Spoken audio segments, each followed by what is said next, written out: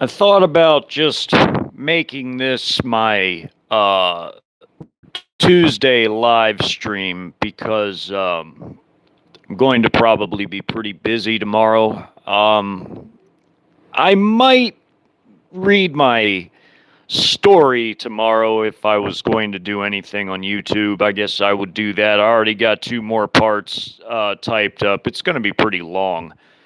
Uh, but that's not why I'm doing this. This is for just my general overview of things relating to more of what's in the news, of course, the media, and what I really see and why. And I'm also going to relate the near future of the West to that, including something I've covered pretty extensively because I have an entire hypothetical about it. The civ-o, as I call it. Uh, so I wasn't really sure how I would begin this, but I guess I'll start with first thing first. I picked the thumbnail to be the map of the situation as it relates right now. Well, the map is from the 17th of last month, but it's still generally about the same as it relates to the black hole that we keep sending enormous amounts of military aid and money to. And it's really, really doing us irreparable harm because we are getting to a point with our military stocks and just in overall in general that we are not, and I've said this before, that we won't be able to replace it, and we really won't be. The enormity of artillery shells that we've sent this place to is even worse than what I thought it would be. We've sent millions of shells out of our country to their country, and this is a recent development. Um, we know Russia, and when I say millions, I mean like roughly 2 million shells. And we know Russia already has launched 3,600,000 shells plus, and counting, and they're still going. What does that mean for us? Well, that means we're horribly, horribly depleted of artillery shells now. Way, way worse than what I had thought. We've also sent them platforms too. I posted a video about a lot of this stuff. I mean, this isn't anything new. I posted a video about the in my community tab that from that Duran channel. These guys have said it probably a lot better than I'm saying it right now. That the West is depleting itself in such a way that it's not even going to be able to send much more aid, if any at all. And this morning, upon me waking up, I got up pretty early this morning. I got up about 5:30, 6 o'clock. Well, come to find out, that Russia retaliated for that bridge incident that that the Ukraine obviously did for optics because they're losing. I mean, what is a bridge? I mean, yesterday, or was it the day before that when this happened? Um, the Russians said that they would have it back up and repaired in a matter of a few days. So that's and that again, that's in the video that I had shared in my community tab. So what is that really? I mean, it's been called an act of terrorism. So it's like when the Germans, and Gonzalo Lira said a similar thing to what I'm about to say, but this is a little bit of a different example. It's like when the Germans at the end of World War II were launching V2 missiles, the first ever true ballistic missile. They were launching V2 missiles at London and then at Antwerp in Belgium to hit the Allied supply depots, because they were using Antwerp's port to import a lot of logistics for taking the war into Germany. Well, toward the end of the war, the Germans were lobbing V2 salvos at London and then at Antwerp even later. And, well, yeah, they did a decent amount of damage, but in the overall scope of the course of the war, it was way too little, way too late. It was meaningless. All it did was piss a lot of people off, but it didn't alter the course of the war. Same thing with the bridge. Yeah, okay, they hit the bridge. Okay, and so what? It's a bridge. I mean, they're losing, and the map I put up there for the thumbnail shows one of the big battles going on in the largest circle. It's called Bakhmut, and Bakhmut is a major road and rail junction in eastern Ukraine there, and it's about to be captured, and it's going to really hamper Ukrainian resupply attempts if it's captured in the east there. I don't even like touching this subject because, as I've said before, there's like a paradoxical sort of a thing for me to where it's really annoying to constantly hear about it because I know that overall it's a gigantic distraction. It's a rope-a-dope for Western nations to send in all their, their money and resources, ammunition. It's weakening us for us to be involved in that, where we need these critical supplies and monies here at home tremendously, horribly. And it's just being sunk into that black hole. It is a black hole. All this stuff is disappearing over there, and it's doing not a bit of good for the peoples of the Western nations. And the West is experiencing a collapse. You would think that, they could have used that money to fix, the water issue in Jackson, Mississippi, where they had to, talk about even evacuating the entire city for it to never return again. I mean, and they're sending all these multiple billions of dollars overseas. It's lunacy. It's total lunacy. And it's also setting us up for our ultimate demise because we know that Russia and China want to take us over. There's no question about it. I mean, some of the stuff that has been said on that Duran channel, I don't agree with everything they say because they've had guests on that were speaking kindly of China or, saying things about China and Russia that try to make them seem like they're more modest than what they are, but they're not modest. They're every bit as bad as the West because they want to take over the West. But that's neither here nor there. We added to it by getting involved in something that we never should have ever involved ourselves in from Jump Street. We never should have involved ourselves in that, and that's what is setting us up for our ultimate fail. Because it's not only a military strategy to weaken Ukraine by grinding them down. It's also, as a proxy of the West, it's also a military strategy to weaken us by getting our stupid asses to send all our ammunition, weapons, and money to this black hole. It's such an annoyance to me that this whole entire thing is still going on because I'm tired of hearing about it. But knowing my my military mind, at the same time, I'm interested in the actual aspects that involve the ground combat because I like to see how different strategies are employed and what they involve. And this is definitely it's definitely a different way of waging war. It's been largely a missile and artillery conflict.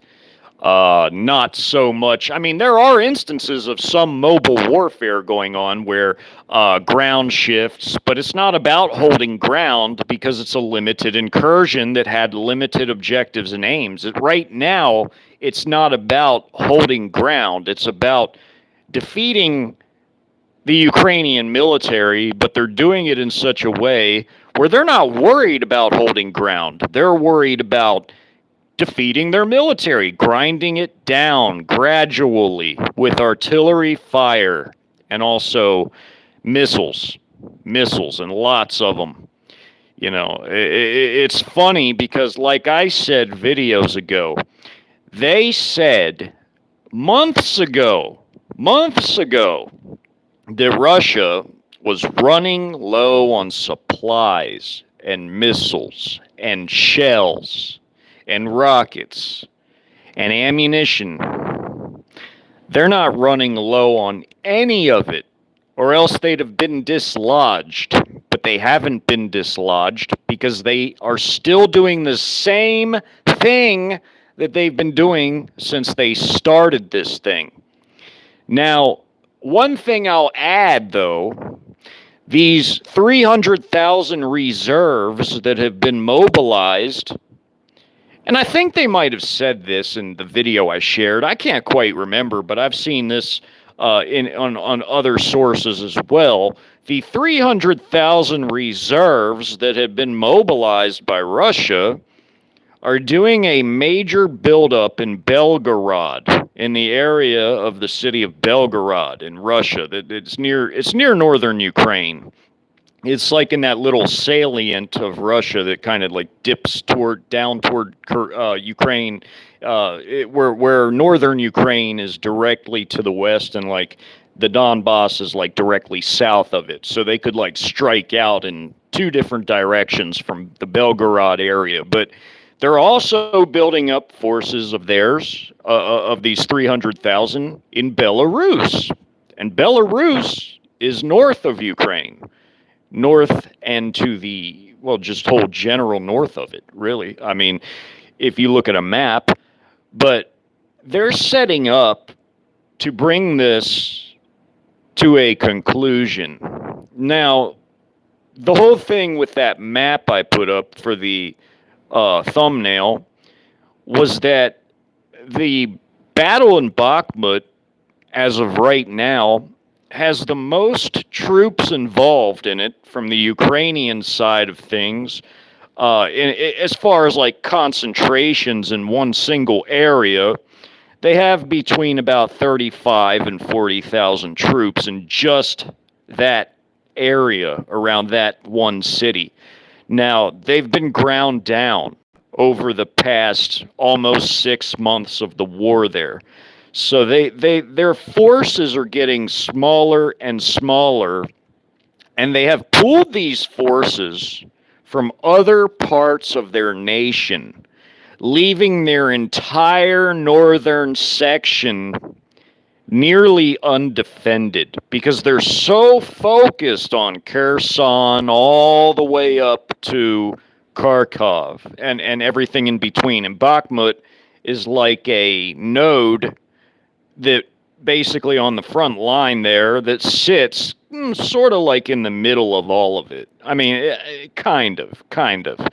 But the thing is that because of its strategic significance as a major road and rail city for that whole front line, if they take that city, they're going to sever the ties. They're going to cut off the whole southern portion of the front line from the whole northern portion if they take that city.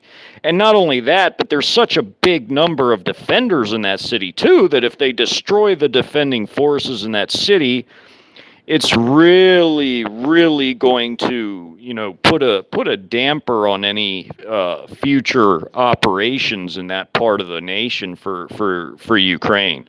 So I'm watching that intently because of the, more, military strategy aspect of it. But insofar as the whole Ukraine conflict and all the narratives that surround it, I think we can all agree that, we all just want the truth. We don't want narratives. We don't want any of this bullshit. None of us care about, the sides, because I don't. I really don't. I just want the truth of it. And the truth isn't being told because, you know, you have the pro-West, pro-Ukraine narratives in the West, but then, on the other hand, you have Russia who won't even say anything at this point. They won't even say nothing. And it's kind of annoying because when you're trying to get to the bottom of things, you usually want to be able to hear both perspectives to try and find, you want to overlay the information to be able to find out what's going on. Now, look, I understand that, when it comes to narratives, OPSEC and narratives, have to be balanced. They have to be a balanced equation, like in mathematics, like in algebra. They have to be a balanced equation where your narratives don't give away your OPSEC, or vice versa, where your OPSEC doesn't, you don't use your OPSEC to build a narrative, because then you gave away vital intelligence to the opposing side. Look, I understand that, but it would be nice if the Russians would say something, anything, so that you could sort of get a better idea of the exact goings on, at least from their side of things. You just sort of at least have the general concept, instead of having to go and dig, relentlessly on your own to find out actual, like, I guess you could call it intelligence gathering for what they're actually doing versus, them not saying something.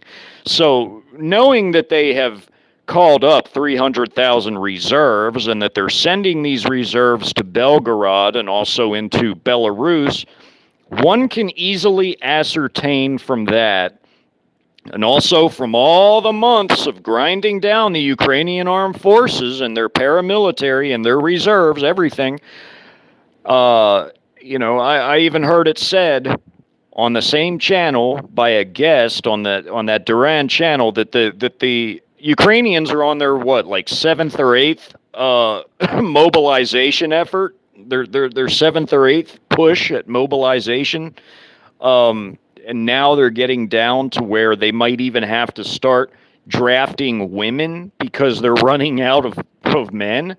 That's lunacy. They were already down to the point where they've had to use old men in a lot of different defensive sectors. For them to have to see, they're running low on manpower, and then you have the Russians setting up for one final push in Belgorod and also in Belarus.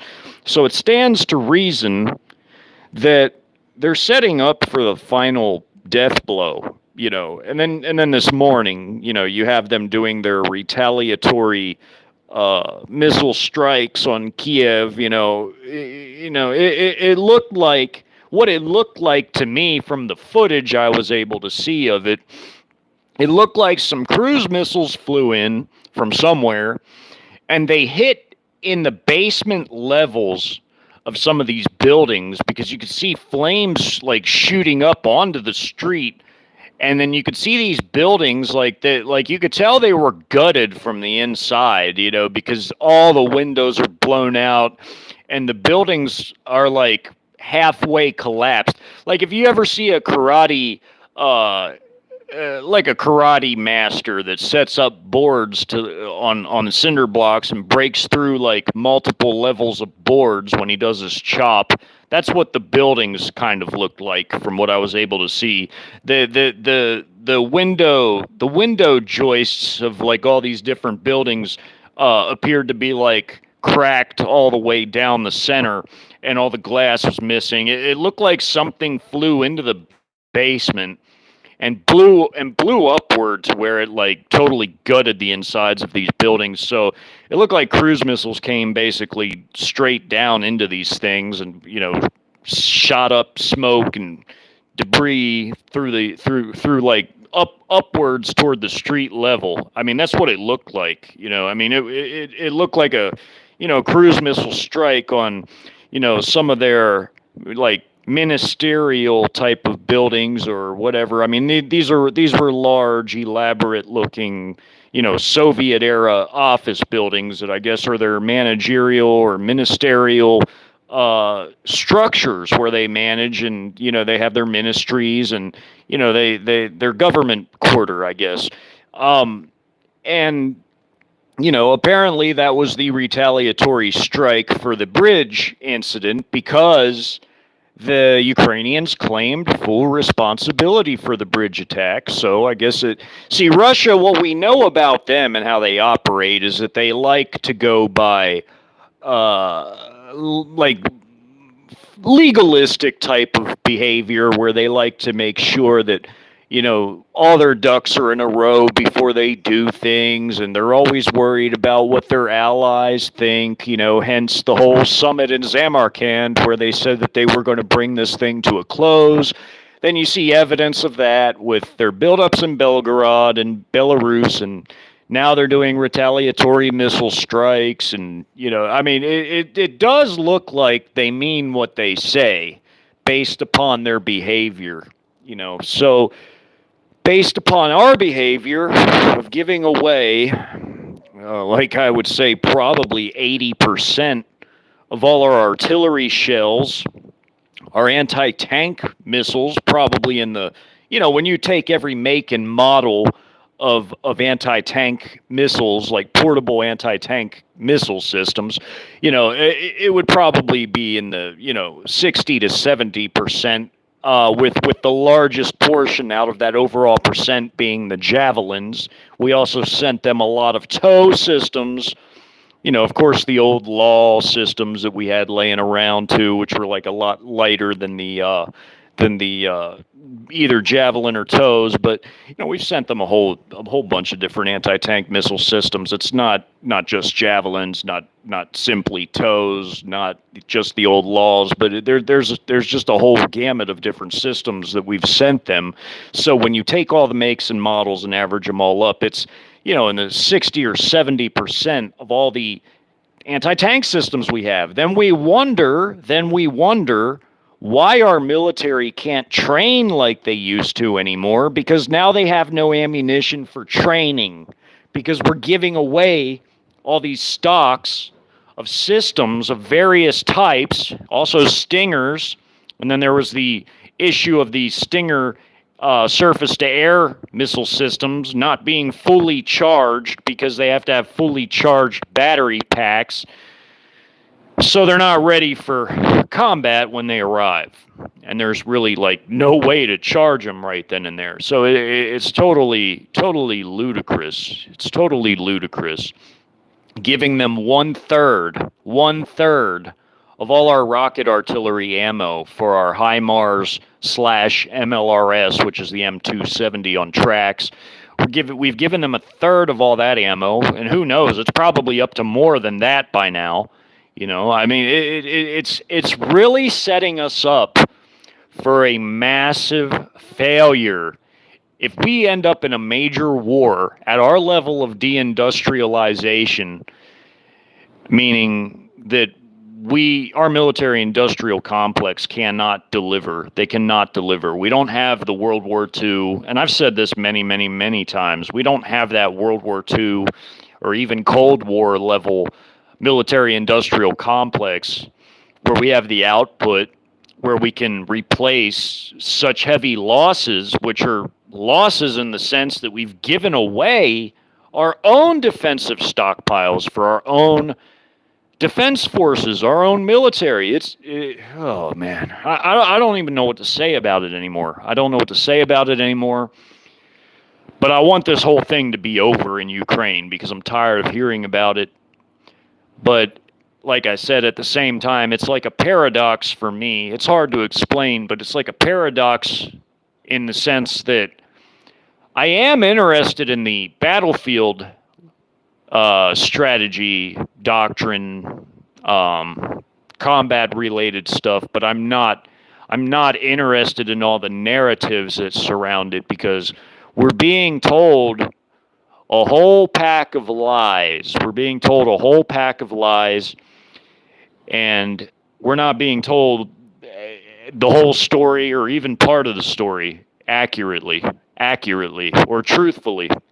We're not being told that our nation, being depleted of money, being depleted of armaments is going to be set up for the kill shot, because we are going to be invaded.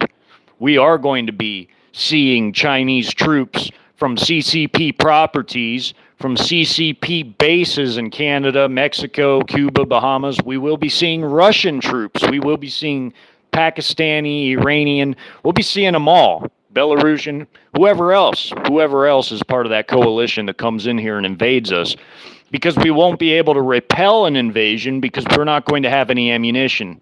We wouldn't have been able to repel it anyway, even if we had ammunition. But now it's just going to be that much easier for them. And they want us so incredibly weak that we won't even be able to defend ourselves. And by that, I mean with the internal conflict stuff that I've also put a lot of work into trying to convey those concepts to people through the guise of a hypothetical scenario. And everything in that scenario is either already coming to pass now, and some of it already has, or it's about to. And this is another thing I wanted to talk more about today. I've been yapping. I haven't even really looked at the chat. Let me see who's in here. Oh, boy. Sorry, y'all. I have to push buttons. What's up, Xphil Imminent? What's up, transhumanism? Oh, no. Unorthodox. She said transhumanism, NWO's pro. Well, yeah. The Chinese New World Order, because the Chinese and the Russians and the BRICS nations, they're going to be the true New World Order.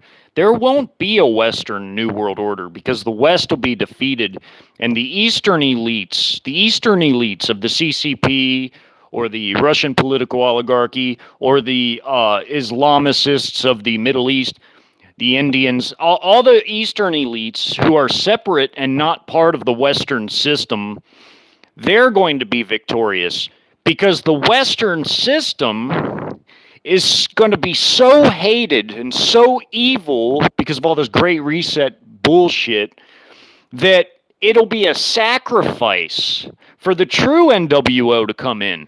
So that why do people think that the beast is going to be so well received by so many people? Because the current systems of the world are going to be a sacrifice. And after World War III, after the World War III is over, he is going to co-opt the 10 kings of Revelation, the 10 victorious Eastern kings of Revelation. China, Russia, they're India, Pakistan, all their allies. The 10 biggest of the East. Those are going to be your 10 kings that get co-opted by the beast and his false prophet. They're going to create the true New World Order. This whole Great Reset bunk BS isn't going to be the NWO. They have to become hated to the point where people will accept anything that destroys them. And I'm going to go more into this when I talk about the internal conflict issues as I go on, because that'll be the next thing, because I needed to talk about that again, because I hadn't really brought that up in quite a while now. And that's something that plays into all of this that needs to get discussed. So, let's see what people are saying here before I start going on that tangent. It's good to see a lot of people in the chat today. I welcome everybody. Glad y'all came.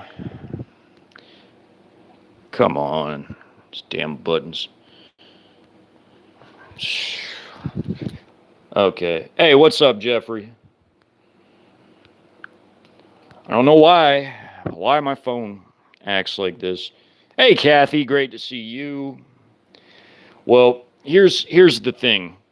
So with this Western WEF, Rothschild, Rockefeller, Warburg, Schwab, Gates, Harari, all these ass clowns, these ass hats that think they're going to have their Great Reset, they're going to be the first ones to be judged. They will be the first to be judged because God has a tendency to allow evil to destroy other evil. And they have to be also judged for all the stuff that they have done to youngsters and, abortion, all of it. They have to be judged for it. And God is going to use Russia and China in particular as the baseball bat to basically knock them out of the park. They're going to be knocked out of the park first. But these Eastern elites are also evil and also have to be judged. But we're going to be stuck with them until the Battle of Armageddon at the end of time, because the Bible makes that abundantly clear that the kings of the East, also known as China and their allies in Asia, and even the king of the North, Russia, they're going to be present. They're going to be present. The king of the South, too. But there's no West mentioned. There's no West mentioned. Babylon gets destroyed, and that's the last we hear of the West. So what I'm going to talk about is that the physical realities that we see very much line up identically to what the Bible says. Not only have I shown this many times with all the factoids, facts, figures, statistics, capabilities, everything I mention on this channel perfectly aligns with what the Word says, because these things that are happening in the physical back up the Word, and the Word backs that up too. It is a corroborating system to where the physical reality matches prophecy and vice versa. So showing that God's Word is infallible once again, because the things that he says in his Word are happening in real life. So here's the thing. The West is going to be destroyed, and we don't hear anything more of it. But how did we get to that point? How did we get to that point where we got destroyed? Where these Western elites, these ass clowns, are pulled out of their DUMBs and humiliated by Xi Jinping and Putin and all their allies. How do we get to that point? Well, this whole Ukraine thing is only part of it, by us getting rid of a lot of our wealth, our paper fiat, that could have been used here at home to fix all the crumbling infrastructure, to take care of homeless people. There's a billion uses that money could have found here. But instead, these asshats have to back up their proxy in Eastern Europe.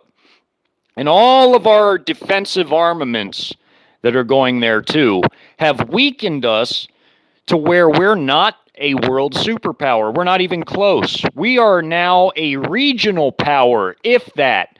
But it's worse than that, because our military is hollowed out. It is woke. It is full of a new generation that can't even train, who prioritizes green programs before military training. They're doing PowerPoint trainings on how to be woke. They're doing green energy programs where they plant trees instead of train. And that's a real thing. That's happening. We're running out of training ammunition anyway, because we're sending so much ammunition overseas, to where that's a real issue. That is a real issue, and it's been an issue. This isn't anything new. This ain't nothing new. So all the narratives that get spun up in media to try to convince people that we're still living on our past reputation, but that's all it is a reputation. The actual facts and figures do not support the narrative. Because when you look at actual facts and figures, they tell you a different story altogether. They tell you a different story. See, this MSM stuff, it ends up getting parroted by people, It's parroted. Like, it's called the Mockingbird program for a reason. It's called the Mockingbird program for a reason. Not only because of the intention to get people brainwashed and continually, pushing the narrative down in common everyday conversation with each other, getting people, in other words, to believe the narrative and continue to perpetuate the narrative in everyday conversations, like with your neighbors or, at work or at school, wherever, doctor's office, it doesn't even matter. It's also the Mockingbird program because a lot of the narratives that are false are being pushed down by independent media people. Whether it's Pogo or whether it's just people that don't know any better who parrot MSM media stories, thinking that it's legitimate news when it's really not.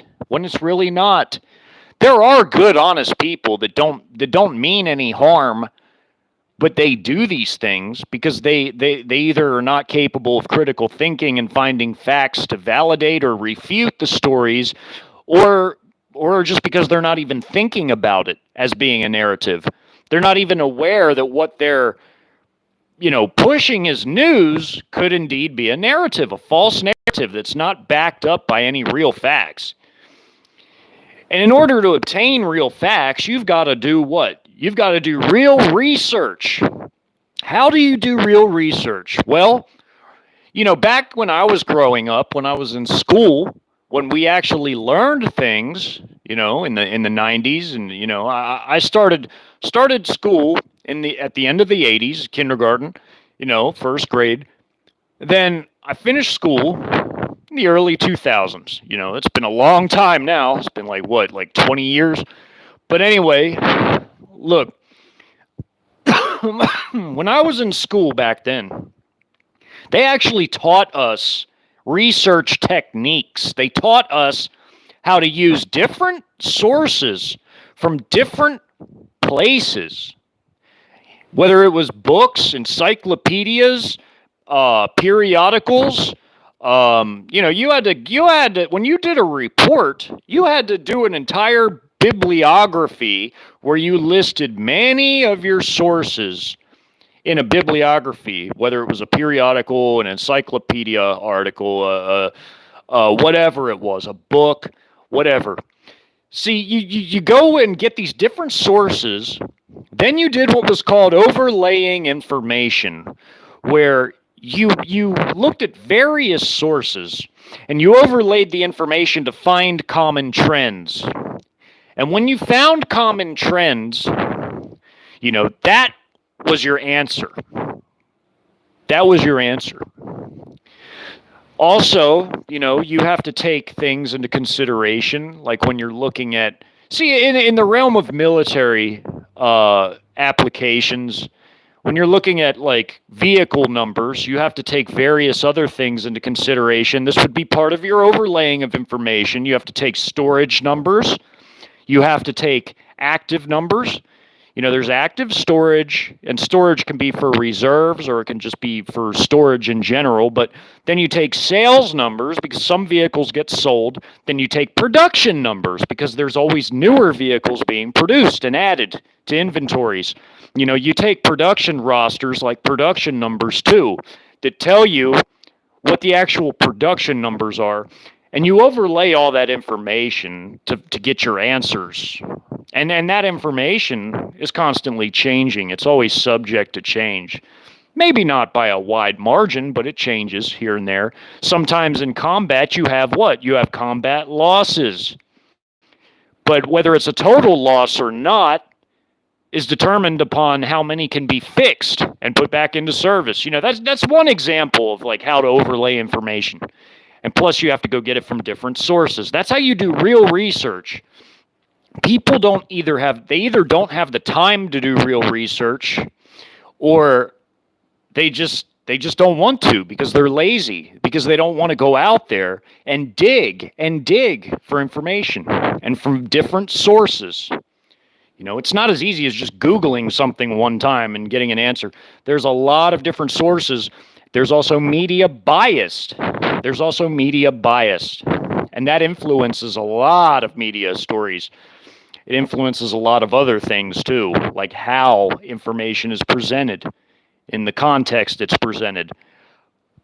But how that relates to what I was just talking about is, with the West, we are giving away things that we have this hollowed out military that's woke. It's depleted of ammo, becoming increasingly depleted of actual weaponry, because we're sending arms now too. We've been, but we're starting to send arms in increasing numbers to try to salvage a lost war over there. It's lost. It's already lost. It's been lost because it was a limited incursion that the Russians had done from the get-go, and not a full-scale invasion. Anybody who's honest will tell you the same thing. It was not a full-scale invasion because they had limited objectives and limited aims, which was to protect the people in the eastern LPR and DPR. It was to defeat the Ukrainian armed forces, with not the whole country, just their armed forces, and to denazify it. That is what the Russians even admitted to what were their goals. They admitted those were their goals.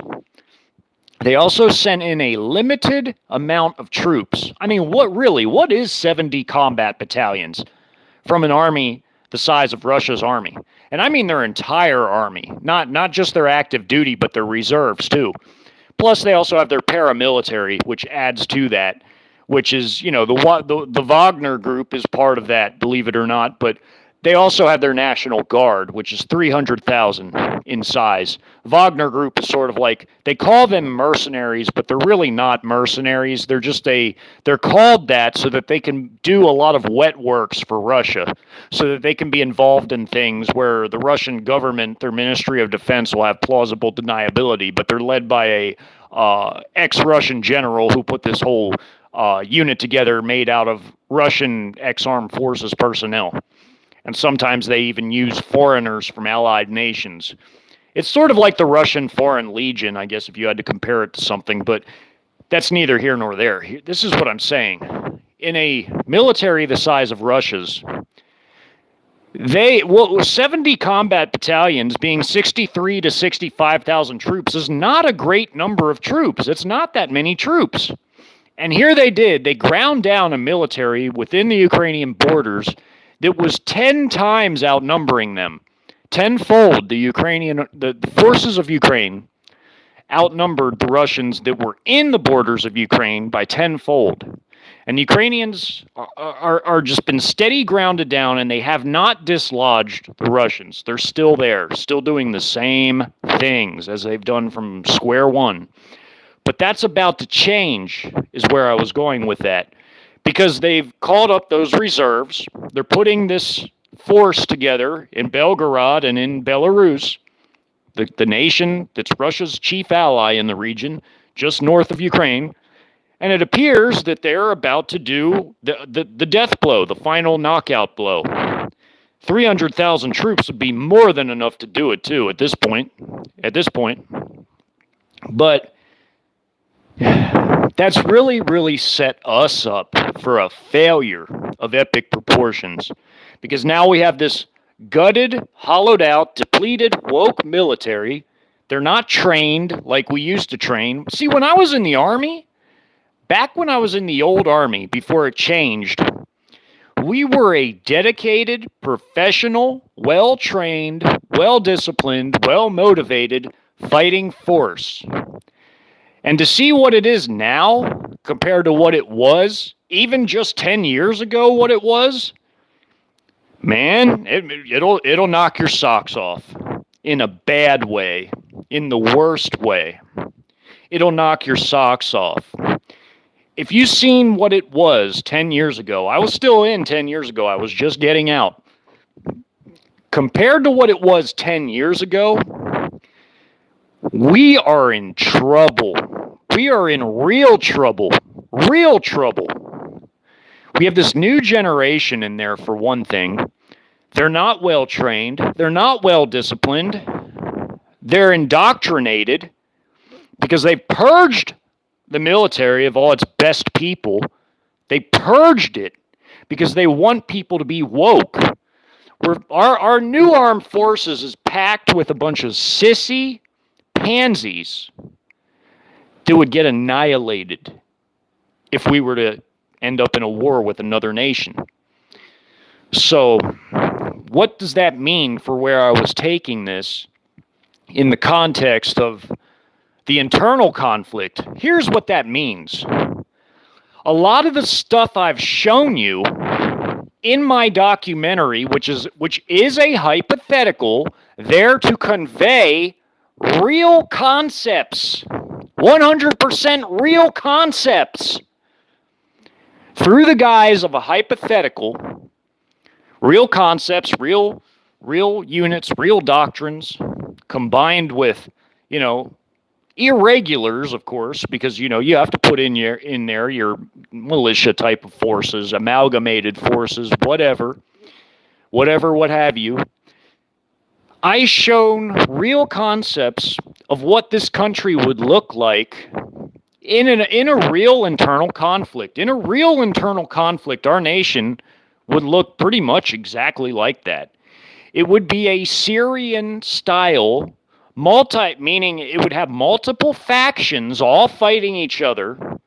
It would be a Syrian-style internal conflict whereby you would have many different groups, many different armed groups, ideological groups, cults, the whole 9 yards, fractured off groups of former military, everything.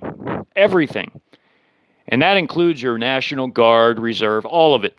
You would have various different things, just like were conveyed in that documentary. Woke militias even are a real thing, and I put that in that documentary long before the first ever woke militias were actually seen. And I mean real ones, like where these guys were geared up in they had their own unit patches for Antifa. I mean, they had everything. Look, I talked about that stuff before it was even a thing. And that's a real thing now.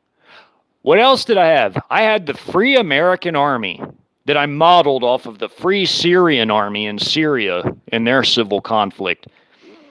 Well, the Free American Army, that would be comprised of your disaffected, disgruntled armed forces personnel that were either axed, they either got the axe and were kicked out, purged, whatever, or you would have disaffected commanders who would see the danger this nation's in and try to put it back under the Constitution. Well, what do you know?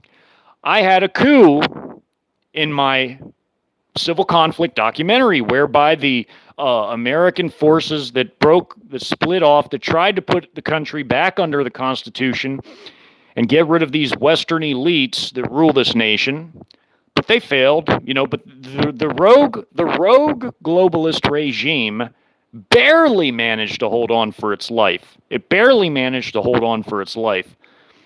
But that created the Free American Army when their coup failed.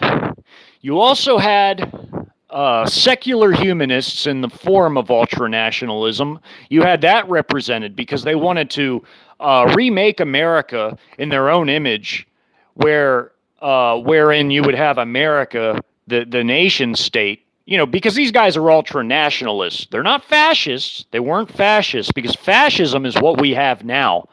We have fascism right now because that's when big corporations and big government are in bed together.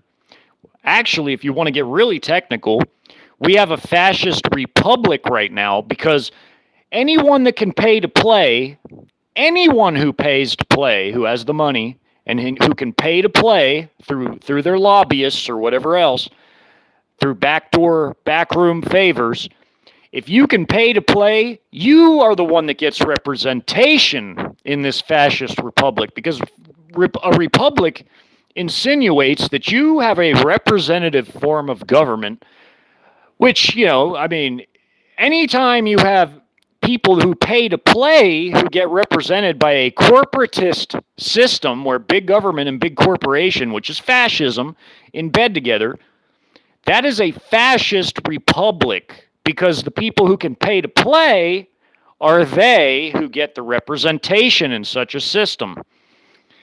Like your whatever, whoever has the money will be represented. So you have these different elements. You had the ultra nationalists who ended up being they were so pro-American.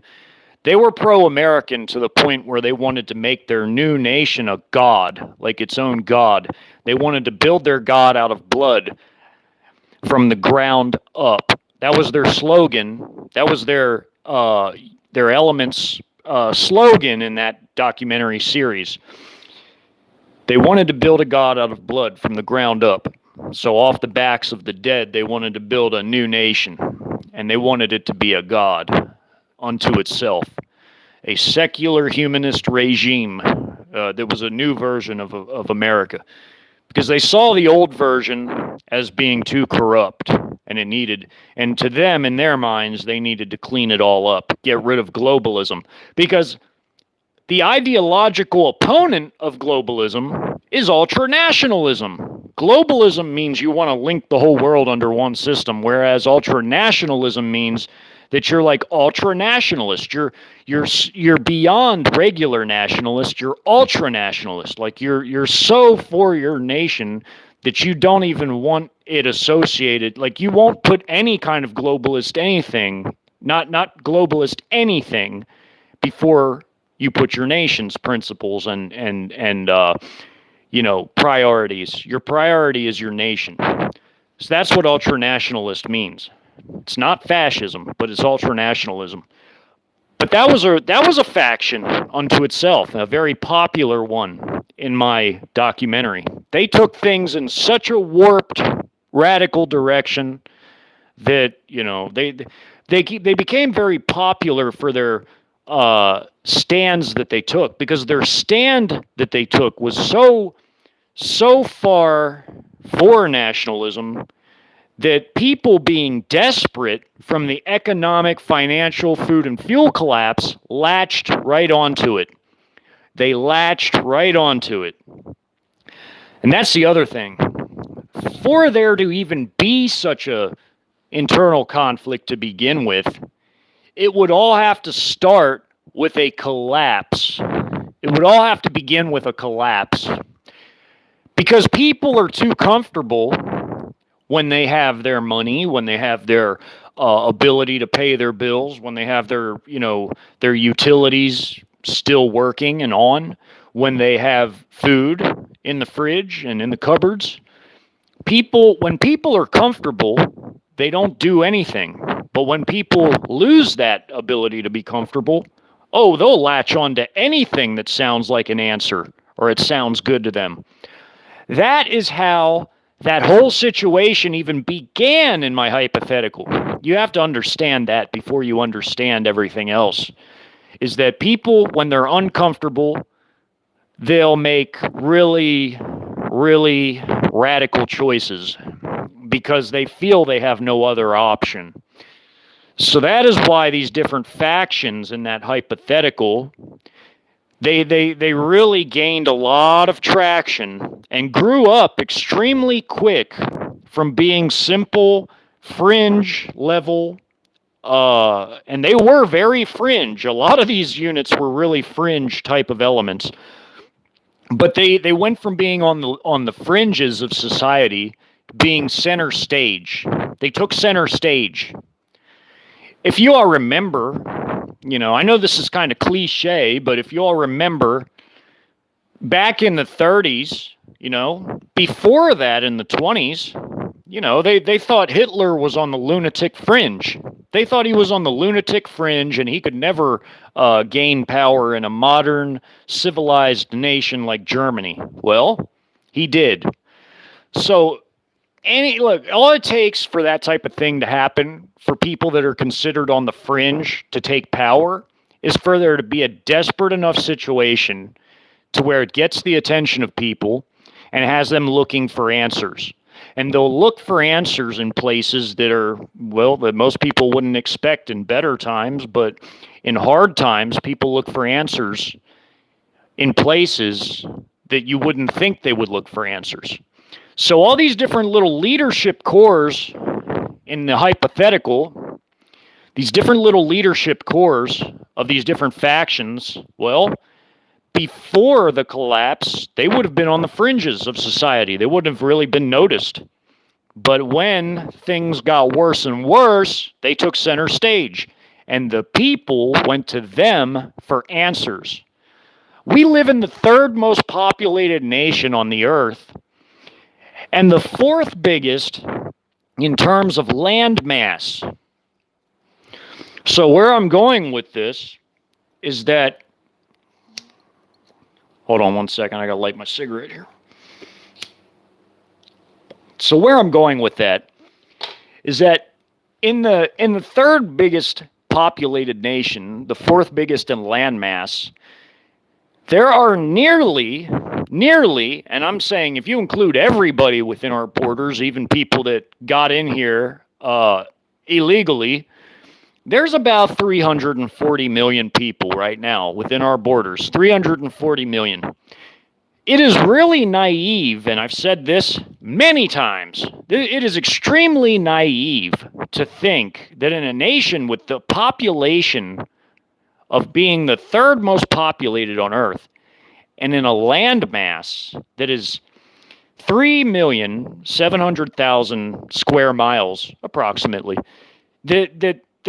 it's naive to think that there's not people out there creating their own little leadership cores for what would become factions with their own ideologies, their own plans, their own goals, their own everything. It would be extremely naive, like I've said many times, to think that there's not people out there lurking in the shadows. I mean, look, our armed forces is only 2.2 million, and they're not even all at home. And they're woke, they're depleted. That's a recipe for disaster in the future as it pertains to the West. See, in my documentary, what happened was the armed forces of the United States fractured. It fractured into multiple pieces. And each of the fractured pieces went to the different factions. Some factions got more of the former military than other factions did, but the military didn't stay unified. You had the Guard and the reserves largely breaking off and going with the other factions. You even had a little bit of active duty forces doing that too, but most of the active duty stayed with the rogue globalist regime. But what happened was this puny, tiny regime began to lose a lot of its power. And that's also part of their judgment. They're not just going to lose power completely when China and Russia come and pull them out of their bunkers, like how we pulled Saddam Hussein out of his. They're also going to begin to lose power, sort of like Bashar al-Assad did in Syria. You'll see it. You'll see it. And you'll see that I was right about it. And I will be right about it. I'll be proven right about that. Because in any internal conflict, this puny, tiny shell of a military is not enough personnel or equipment, for that matter, to hold down a nation of our vast size. It is not enough people. I've shown it with simple mathematics over and over. It is not enough people to occupy a land of this vast size and population. It is not. And they're not even all here. And they're not even all ground troops. Our whole military is not ground troops either. The Army and, most of the Marine Corps is essentially our entire ground forces. Because, of course, you have Marine Corps aviators and, the shipmen and everything. You got all different types of Marines with different jobs, but you would have the ground forces, and not even all of them would even be here. because you would also have the armed forces that would be trapped in Europe or Japan or wherever else. As soon as something like this began, they wouldn't be able to get home. So you would have this really small military, like I've shown in my hypothetical documentary. They would not be able to occupy, but the woke loyalist areas, the rogue regime's loyalist areas. Like you'd have these tiny islands of regime control, and then you would have the West Coast, like California and the Pacific Northwest coast. You would have parts of the Northeast, and that would really be it. And these little islands. It would be just like in Syria. It would be exactly like in Syria, where Assad lost territory extremely fast. Assad could not hold down all of Syria, and that was a much, much smaller nation with a much, much smaller population. Now, this nation is vastly more populated. It's vastly larger in land size. 2.2 million, with not even all of them being at home, is not enough to occupy a land this large, this populated. You would need a bare minimum of 10 million to do it. 10 million bare minimum, and even that would be stretching it. You would preferably need like 12 million to be able to occupy a land that's this big and this populated. So 2.2 million is not enough, not even close. But even then, in an internal conflict, a Syrian-style internal conflict, that would fracture. It would fracture. It would fracture into multiple pieces. So it really wouldn't be enough. And that's how you would get a situation like how I depicted it in that documentary. That's when you're going to have your little woke militias come to prominence, because the regime is not going to have enough manpower to occupy the whole United States, and even the woke militias that they'd have to conscript, they're not going to be professional. They're not going to be gung-ho. They're going to be, basically like how I had it in my documentary. They're going to be used in things like human wave assaults. They're going to get thrown into it, and they're going to get annihilated so that they could save their best troops for other missions. Corporations would easily contribute to something like woke militias. You might have Amazon or Facebook or whatever. I've heard people talk about this before that might have their own little private armies and things. Those are woke corporations. So yeah, they might be able to raise up a battalion of woke militia types or whatever. Who knows? But it's not going to be enough. It's not enough to occupy the whole country, because the regime will have such little manpower from their military breaking up, and their military wasn't big enough to begin with to do such a thing, to where they would have to rely on woke militias out of desperation. And I've talked about all the woke militias since even before that was even an official thing, like when they came to Texas to guard that rainbow event that was held there. That was their first really official debut as a literal militia with unit patches, armor, standardization of small arms, all of that. All of that. Damn it. Cigarette went out. Anyways. So where that's going is that this country is going to be ripped apart into these different factions, and that's going to weaken us up and make us so unable to defend ourselves when China and Russia invade that it is going to be a cakewalk, more than it already would have been, because they're going to use us having an internal conflict, and believe it, they're going to stoke something like that.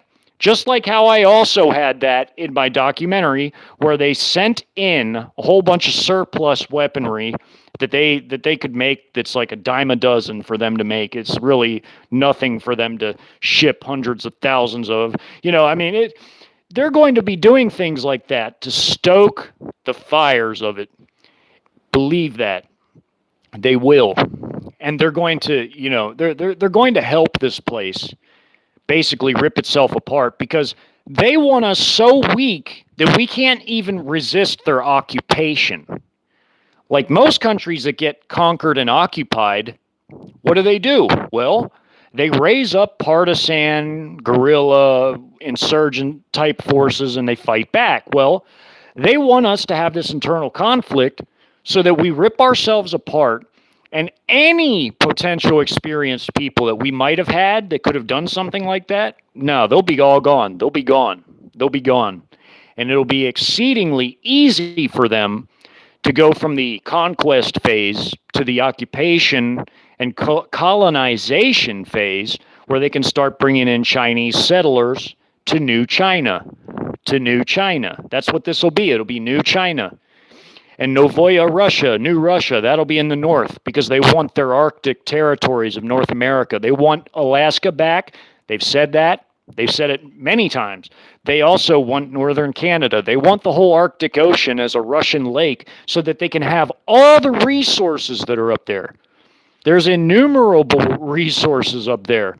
If you own the whole Arctic and all the territories around the Arctic, you would have a wealth that is unimaginable. I mean, Russia is already exceedingly rich in resources. Imagine if they had, northern Canada, Alaska, Greenland added to that. Oh man, there'd be no competition in the realm of mineral wealth, fuels, especially all the timber that's up there.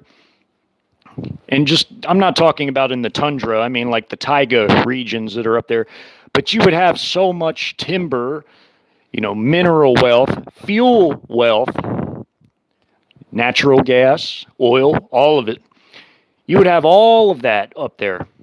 The whole world would be coming to you for resources. You would be exceedingly wealthy. And China would be able to feed all their hungry mouths. They would become totally self-sufficient in food. That's all they've ever wanted. Plus, they would get the resources that are down here to boot, but what they really want is they want the ability to be self-sufficient in food production. And, the human resources like the slaves, the organ harvesting wealth that they'll get from taking this over, the oil that's down here, the timber that's down here, everything they can strip mine that's here. Of course, China will benefit from that too, but that's what they want. There's a lot of things that are being overly sensationalized and hyped in the media.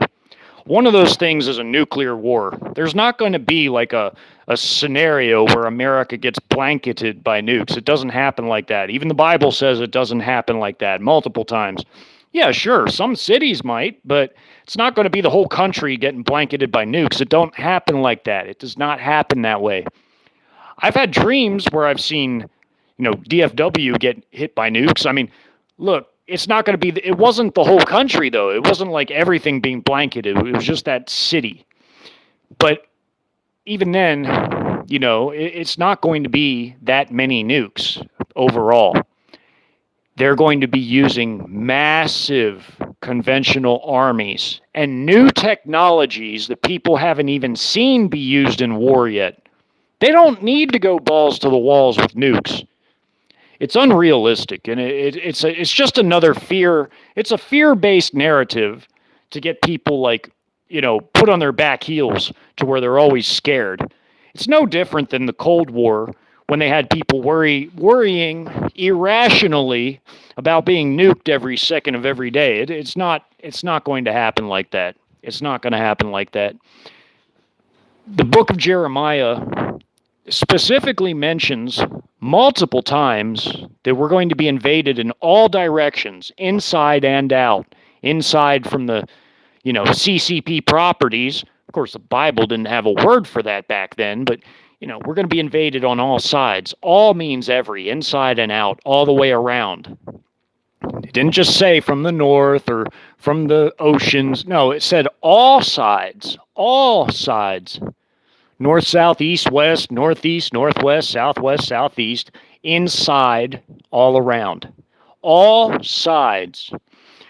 What does that mean? It means China and Russia aren't going to nuke their grand prize, and they're not going to nuke their own troops. They're only going to use nukes where they feel that it's absolutely necessary and where it's not going to harm their overarching objectives. So, you can believe what you want, but I'm just telling you the facts. Yeah, they'll use some, but it's not going to be where they just blanket the whole country in them. That's not realistic at all. You're going to be more worried about foreign troops and seeing them and fighting them than you would be about ever getting nuked. I mean, unless you live in, whatever cities that they're going to do this to. But, most places, you're going to be dealing with conventional threats. And in some cases, you might even be dealing with weapons that you've never even seen before or even thought of dealing with. It all just depends, but we're definitely going to be dealing with massive conventional armies. Massive conventional armies.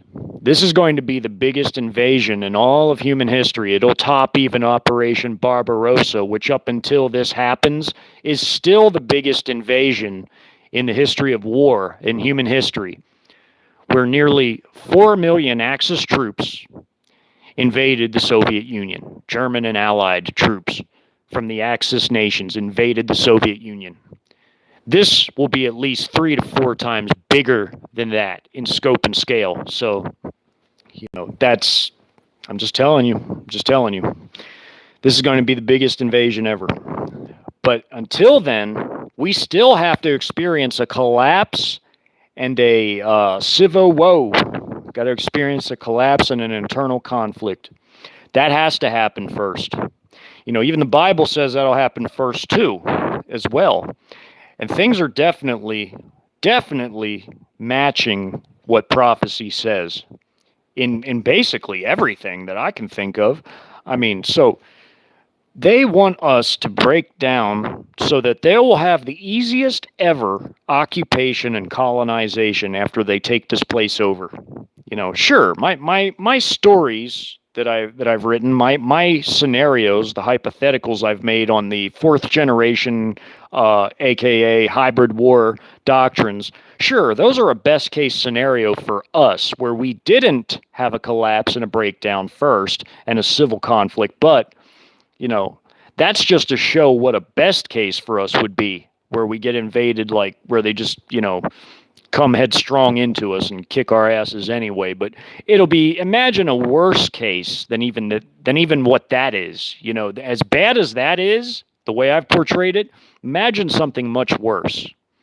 That'll be how it is when it really happens, because we will have collapsed first. We will have had an internal conflict that already claimed a lot of life and property first. We will have had something like that happen first. There's going to be a lot of areas when that happens that are under different authority or nominal authority, where people claim, that they're running certain areas. And I'm talking about the different factions that'll come up. But the rogue regime, even though it'll lose a lot of control like Assad did, they'll still be around. I mean, they'll still be holding their areas. They'll still be using their digital Great Reset, bogus digital money in their area. But other economies and other currencies and barter systems will crop up in other areas where they're not in control. So it is going to be a mishmash of different things before the West is overtaken. So a lot of things have to happen before World War III that haven't happened yet. That's all I was getting at.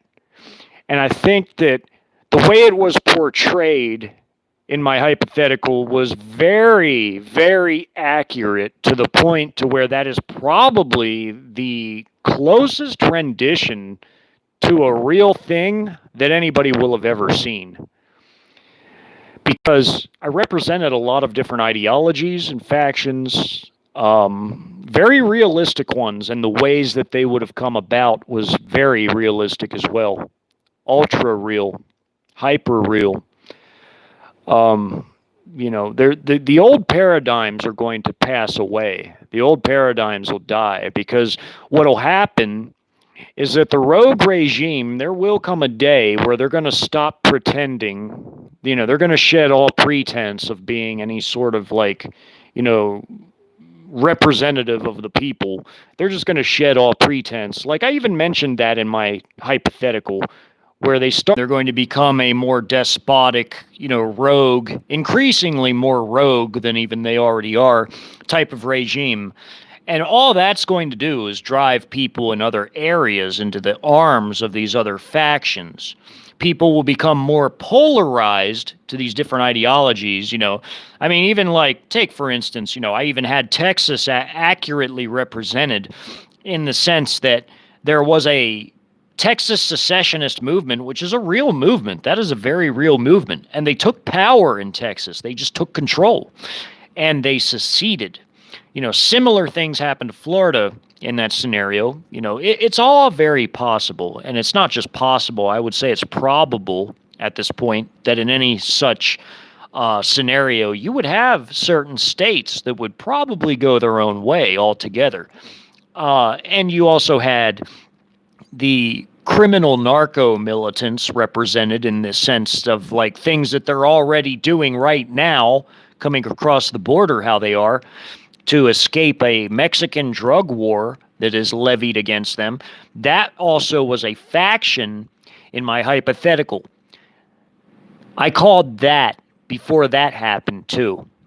I called a lot of these things, these concepts and factions, I gave them different names than what they have in real life. I gave them different names, but the factions as represented are all real factions that really exist in the sense that all these different ideologies are represented, and they may have different names in the documentary than what they have in real life, but they're all very real. They're all very real. I called a lot of it before it even happened. It just shows that the research I did was, pretty on point. I would say it was pretty on point. That's why I tell people that's probably the closest rendition of such a thing that anybody will ever see before such a thing were even to occur in real life. So,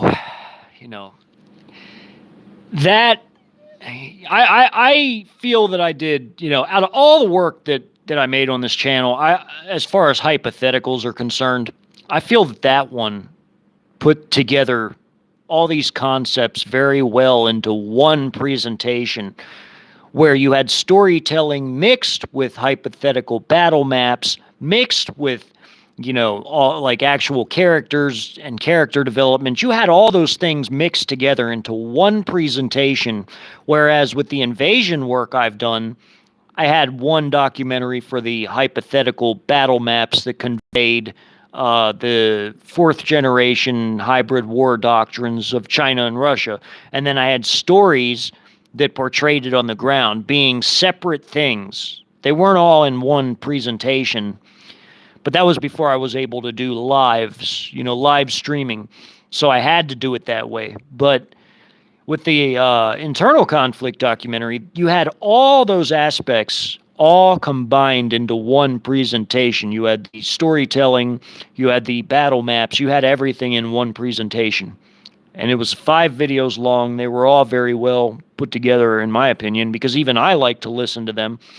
I don't listen to all my work, repeatedly, but that is one thing I actually don't mind having playing in the background as I'm doing things around the house. Because, I love documentaries, whether it's History Channel stuff or otherwise. And that is one thing that I made that I actually don't mind listening to over and over again because I like the way it was done and put together. So I would say that basically it's coming to a point where America's going to, descend into such a situation. It will collapse. And all the things we've done to weaken ourselves by sending all these things into Ukraine is a disaster. It's a disaster. You know, I do a lot of research, okay? I research physical things. The reason I research physical things is because God has put it on me to show people that deny prophecy. God has put it on me to show people with physical evidence that prophecy is real. That's why I do what I do here. And I think I've done a, pretty decent job of that, but a lot of these narratives, fighting these false narratives is like fighting an uphill battle for me. And, it's tiring. It's tiring, because I sure don't get anything from doing any of this but a headache. So I'm a man of my word. I said I would finish my invasion story. Chinese troops are here. So are Russians. They're here. The Chinese have bought CCP properties for the purpose of invading us. They're here. They've been seen in uniform in Mexico and Canada doing PT road marches. The Chinese will invade us. Anyone saying otherwise is in denial. They're in denial. China and Russia are the leaders of the twin horns of judgment, and they are going to invade us. Both of them are going to invade us. But China is massively bigger than Russia in every category that matters, really. But, Russia is still pretty damn strong for the, considering their population, their demographics, their military. Even though their military is nowhere close to China's size, they're still pretty powerful. They're Russia and China China's the world hegemon, the world superpower in real terms, and Russia is the second most powerful nation overall in real terms. America is not a superpower, and it hasn't been for the past 5 years. The Pentagon's own supercomputers had us losing to China in every single solitary war simulation ever that they've done. There's something to that. And I found a lot of the reasons why that's the case. Also, the whole NATO alliance loses every single war game, basically, to Russia. That's a fact. So is the losing to China on the supercomputer simulations. That's not superpower status. A superpower doesn't lose to another major power. China crushing us shows that they're the real world superpower, and Russia is the number 2. They're both drastically more powerful than we are. Both of them. But in real terms, China has bought all these CCP properties. They are officially the biggest landowner in the United States. They own more property than Bill Gates, than Vanguard, than BlackRock. China owns the most property in the United States. They, according to their 4th generation hybrid war doctrines, are using those properties to station their troops and equipment covertly. They owned the biggest ports in this country. They still own, as far as I'm aware, they still own the Long Beach port, which is the biggest West Coast port. And they have used it for 20 years, 20 whole years, to import their troops and equipment and logistics into this country. As far as I'm aware, they still own that port, and others. Even if they didn't, it's too late. And the reason I say this is because, there's been murmurings about them trying to revoke China's property rights, but they're not going to be able to do that. The moment they would even try something like that, that would trigger an invasion. And they know it.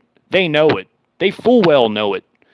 So I suggest people watch my last 2 videos. It really puts a lot of these things into perspective. Into proper perspective with real physical facts and figures. Real facts. So that's why I do what I do, because I'm showing people that the prophecies in the Word are true, because the real facts and figures back that up 100%. 100%. I want to thank everybody for coming. My battery is very, very low, so I'm going to greet everybody here in the chat.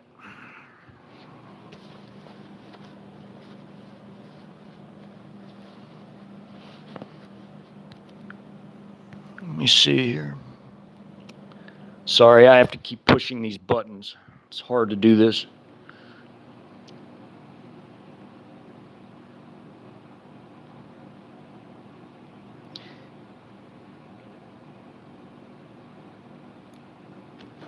Yeah, hey Scribe. Yeah, China is enormous. China has like three. Oh no, I'm sorry. China has 5 times more people than even we have. China is enormous, and they are the biggest economy in the world. They've surpassed us several years ago as being the biggest. And see, our economy is built on funny money. The American economy is built on lies and funny money. It's built on a lot of credit and a lot of Ponzi schemes. China's economy, China has 40%, 40 of the world's industrial base.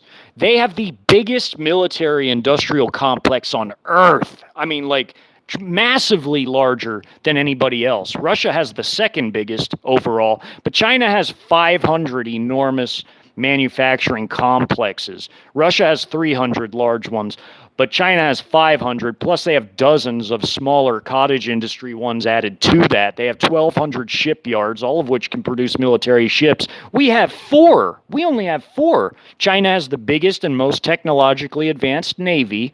They have the biggest by far land forces on Earth, enormous land forces. They have 29 million men under arms, 29 million.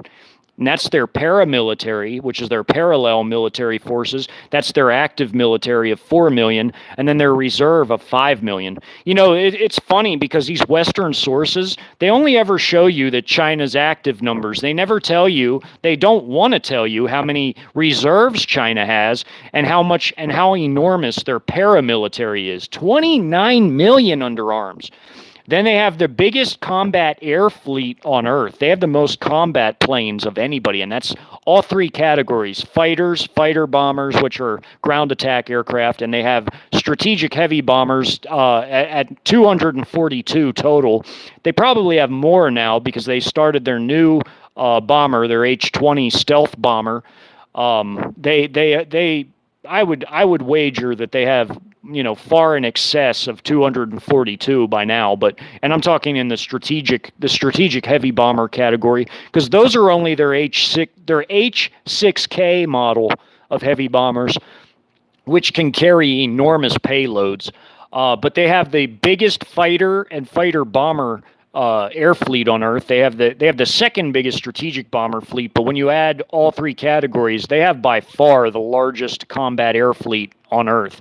And it's the most advanced too, because their new avionics and their weapon systems on board, radars, all the stuff that they have is just an electronic warfare capabilities.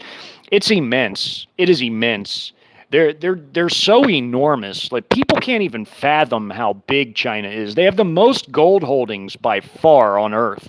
China's the wealthiest, most industrialized, biggest military in conventional terms and advancement. They're the leader in many technologies, like basically all the ones that matter: robotics, AI, electronic warfare, hypersonics. They and Russia lead in hypersonics, both of those two.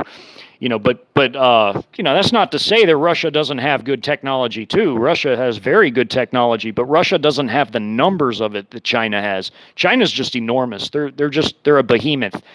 And the West, they try to sweep the facts under the rug as much as they can, because they don't like to admit that they lose to China in all the war simulations. They don't like to even admit that the NATO war games, the actual war games on the ground, they lose to Russia. They don't want to admit that because it would embarrass and humiliate them, and it would make people realize that we're not as strong as we think we are. We're really not. We're really not, and we haven't been for like 10 years. When I was in the Army, when I was in our Army in the United States, it was a lot more capable and professional and better trained and better equipped than it is now. Now it's just been depleted. It's been extremely depleted from all the weapons that we've sent overseas to all these other countries, whether it was Afghan, whether it was Ukraine. We've sent all these enormous amounts of weapons that we cannot replace. We cannot replace these things. And they've either been destroyed or abandoned or sold to people that shouldn't be having them. And it's left us in a sorry state militarily, where we can be easily invaded by anybody that really was determined enough to do it. I'm talking about right now, even before we've degraded into a collapse and an internal conflict. Anybody that wanted to could invade us right now and kick our ass in a war. Seriously. I'm being very serious about that. Russia hasn't even begun to try in Ukraine, because all they were doing was a limited incursion with a limited amount of troops with limited objectives and aims. And that's why, they're still doing what they're doing. They haven't even begun to try yet.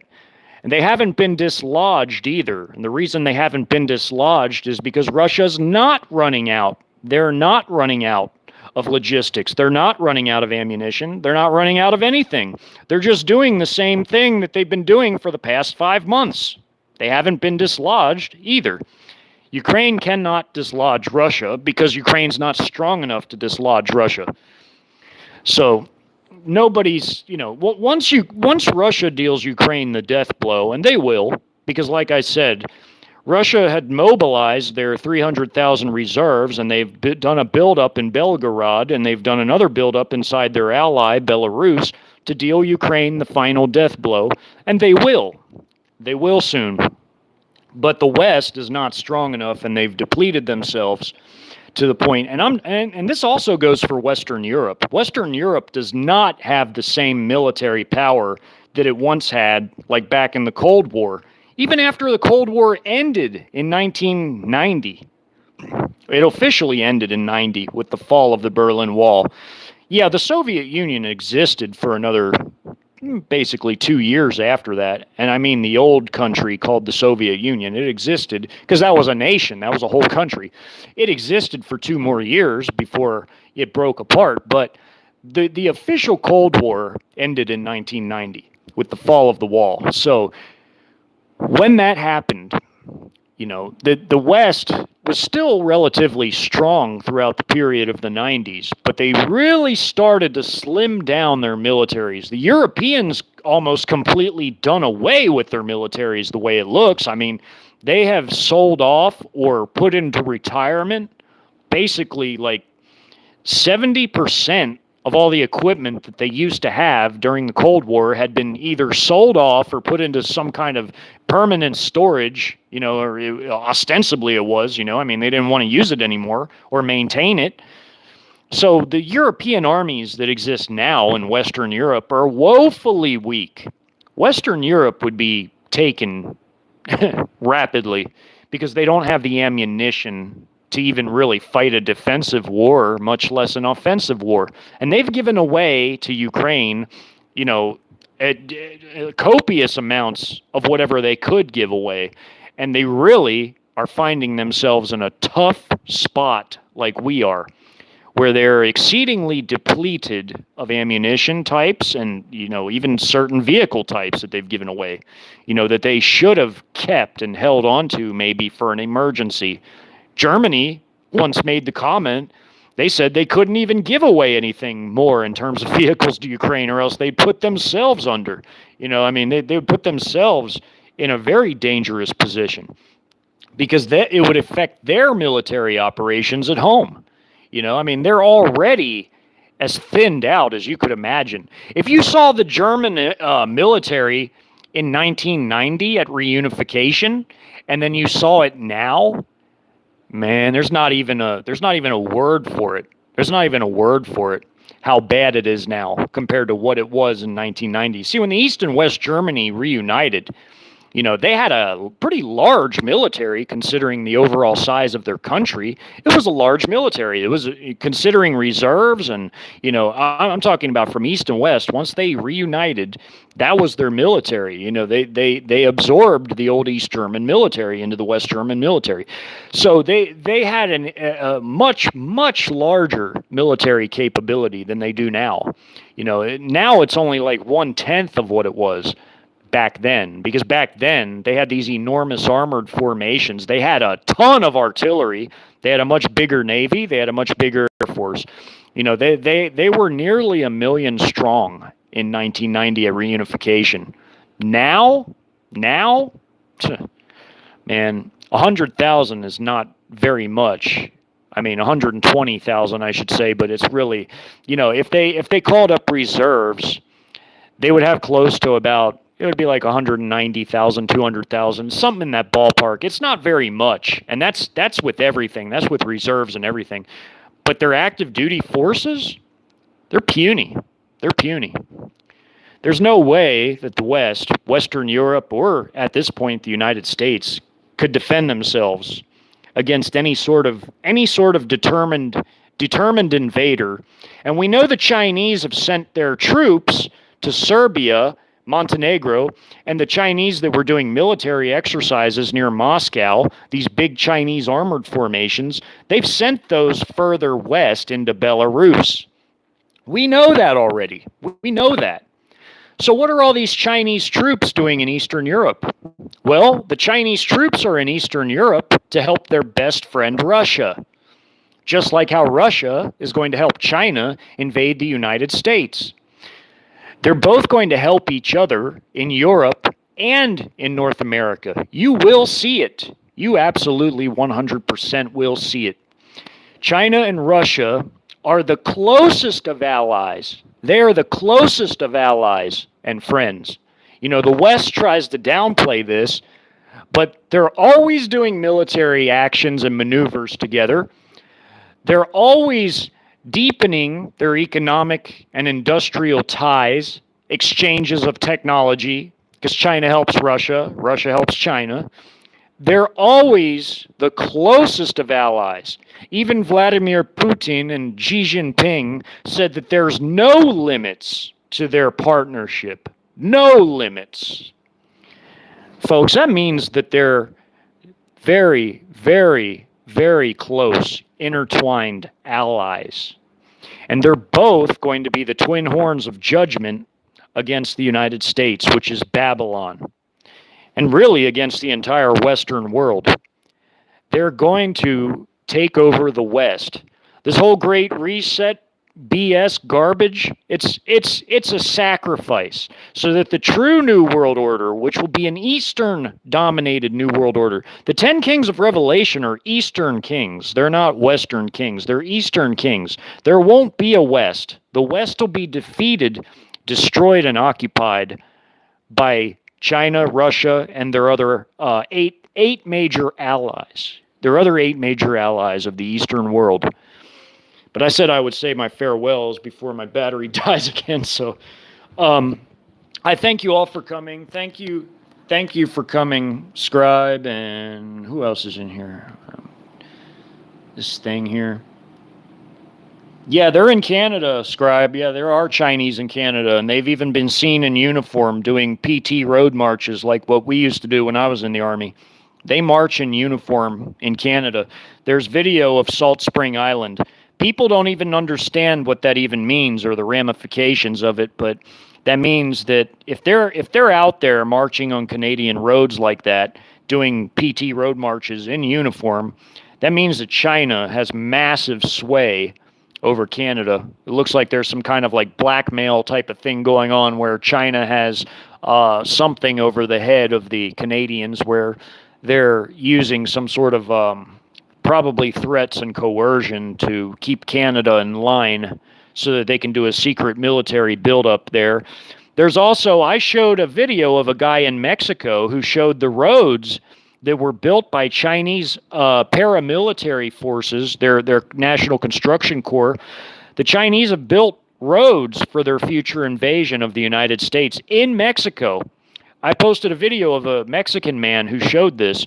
He's also shown areas where Chinese, Russian, and even Iranian and Pakistani troops train together and they base their troops together for the future invasion. This is going to be done by a coalition of Eastern nations, primarily led by the biggest one, which is China, and also Russia, that would be the second biggest. But China and Russia are going to lead this coalition of Eastern nations to invade the United States at a future time, just like how China and Russia are going to invade Western Europe together. And I'm sure China is probably going to invade Australia and New Zealand at some point because, let's face it, Australia and New Zealand aren't very big nations, not in terms of their population or in their military. Now, Australia is large in landmass, but I mean, they've only got 25 million people. What could they possibly do against a nation of 1.5 billion with a B?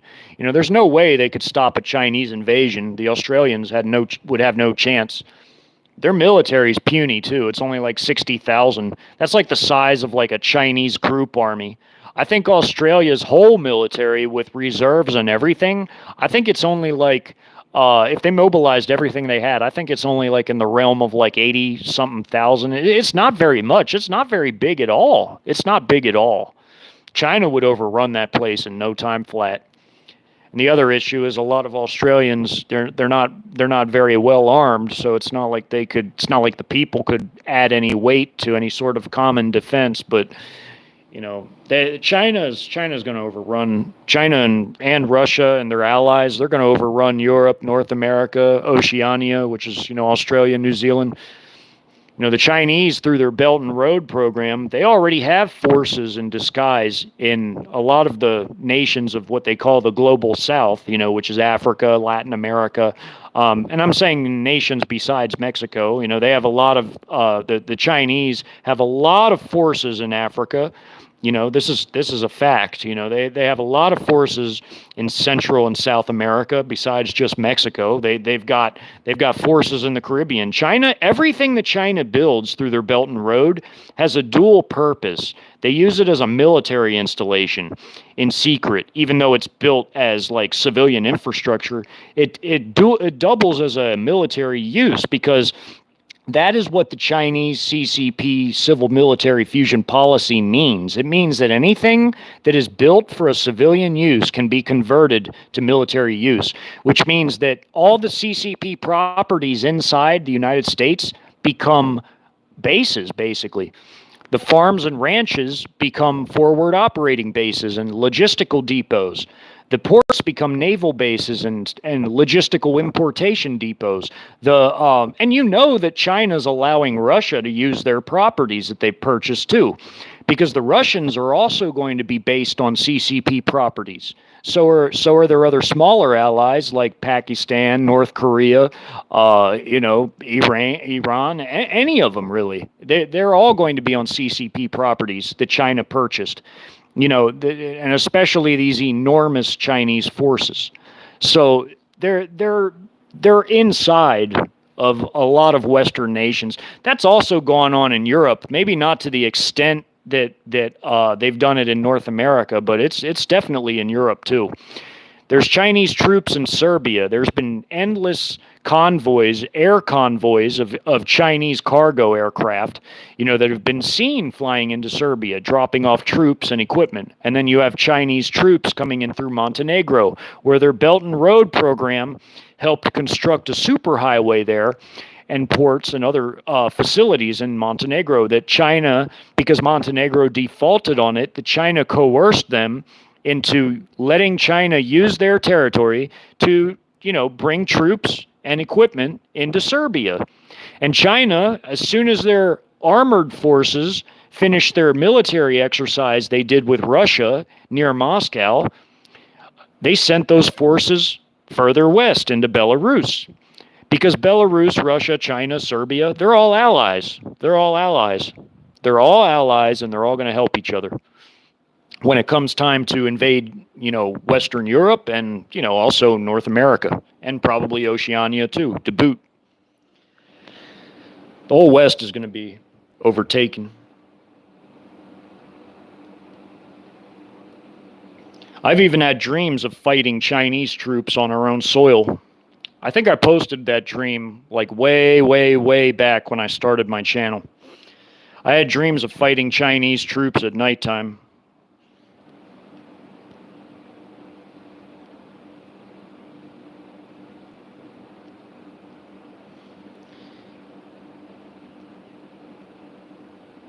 Let me see. Hey, what's up, Tommy? Yeah, it's crazy, Tommy. I see we're giving everything to them and we cannot replace it. You know, Russia and China, they're doing a rope-a-dope to the West. They're getting us to send all this stuff there, distract us. I've said even before this began that Ukraine would be the ultimate distraction. I said that long before this even started, and it's coming to pass. I said this like when I was still making short videos. I said this. I look. We're sending all this stuff there. We cannot replace any of it. It's getting destroyed, or it ends up on the black market and sold to people that shouldn't have it. And then, Russia, in the process of destroying it, guarantees that it's gone. And then China, they do their part by shutting down their ports that conduct their trade with the West. Because who do we get all the high-tech electronics from? We get it from China because our military goes with the lowest bidder. We buy Chinese chips instead of Taiwanese chips for these high-tech weapons. And that gives China a back door into everything, an easy back door into all our weapons. So China and Russia are teaming up, and they're doing the ultimate rope-a-dope against the West. So we cannot replace any sort of high-tech weapons we send abroad that get destroyed by Russia and can't be replenished because China cuts us off from the parts that are needed for it. That's exactly what's happening. And the insanity is never going to stop. Our own country is deteriorating beneath our feet. Our cities have infrastructure that is just breaking down. It doesn't even work anymore. Bridges are falling, collapsing, Like, do you all remember the I-40 bridge when that humongous, what was it, that big-ass steel girder was cracked, like, all the way up the middle, and they had to shut down traffic on it just so that they could repair it? I mean, that type of stuff is happening all over this country. It wasn't just there. I mean, you see stuff like that every so often, but it's like stuff that they hide from people. It's like in the back pages of the news, but it's still coming out. This stuff is pretty common now, and it's a damn shame that this country is that badly managed. They give other countries more priority while they let ours fall apart and break down. We have homeless people. There's homeless people that money could have been put to better use to help. They're giving all this stuff away to other countries. It's total lunacy in every category. You're right, Tommy. Hey, Ann, how you doing? Good to see you, as always. And Scribe and Miriam and Barbara and yeah. Well, thank you all for coming. I appreciate each and every one of you, and you all have a blessed, wonderful day.